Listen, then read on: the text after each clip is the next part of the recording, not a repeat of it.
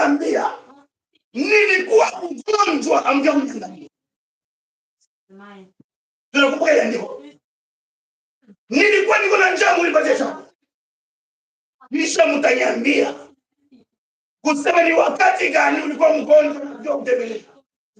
Asema wakati wote hamkuwatendea aba wadogo. Wewe unajitenga wadogo utawatendea manani? Sisi tuko pamoja. Na wadogo upendo utalika nao. Kubali aibu yake. Haya yake ile. Kama unapenda kunifuata, beba msalaba wako. Ni msalaba wa aibu. Msalaba wa aibu. Ile mateso Kristo kuipata kumbu. Sisi na isimiza mwingine. Kwa vile Paulo anasema ile mateso Kristo kuipata mwili wake. Tunaitimiza mwili yetu. Juu ya hapa bado.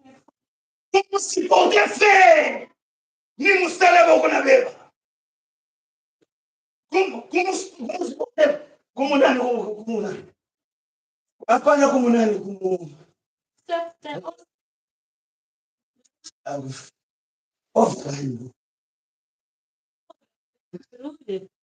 Ni msalaba wa Kristo unatembea na. Haleluya. Msalaba wa Kristo. Ingekuwa Kristo pale. Yeye mwenyewe angemsipote. Sasa vile alisipote yule mwanamke msherati. Frère Samari kurudilia hapa. Akaanza kuandika chini akamsipote. Itakuwa mbaya wake. Msipote madhaifu kati yenu. Muwepo wa Mungu. Na mili yetu kunashuka. Muwepo wa Mungu. Kuna nguvu. Beba nasaidia mzee. Muwepo wa Mungu. Sasa wewe. Unasema mimi.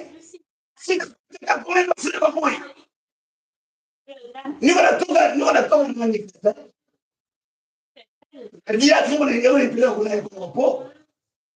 Wakati tuliza kutoka tu dada mmoja anasema leo ile kwa. Shida iko tukataba Kongole. Kama ulisema. Dada anaanza. Unatokea wapi? Mimi nasema tukakuja. Asema mimi naambia dada. Wewe unatokea Leteri ndio. Unakusudia kwa mkutano ya nani? Hata mimi mkutano yangu ni Kristo. Mesa dada wewe ulimwenda kuzi. Oveku. Biblia inaandika na manatuambia. Kusema tu kuwa mambo na memba wa kanisa.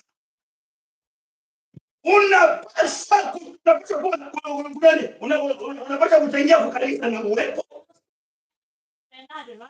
Amen. Na chakumi na maombi. Mimi dada chakumi yako sitakuuliza. Uniambie tu ni mara ngapi unasikia Krefeld mmekusanyika ya wiki. Asa fulani nienda tu kumsoma hivi. Kwa ile tu kamesha kuangusha. Sababu uwepo wako wakati wote milango iko wazi unaingia. Zaidi kufanya mwanamini. Sio pamoja. Sasa yeye kuandike. Mwana memba na watu wote vilikuwa wanisikia leo. Kanisa yenu mkao. Makanisa yenu ni Bulumbashi. Kama tufanikani kule hamna bana memba. Hamna bana memba. Mwana jidanganya tu wenyewe. Mko penda kukimbia hukumu ya Mungu. Hauwezi kuikimbia. Hata kufuata. Itakufuata. Hukumu ya Mungu utaifwe.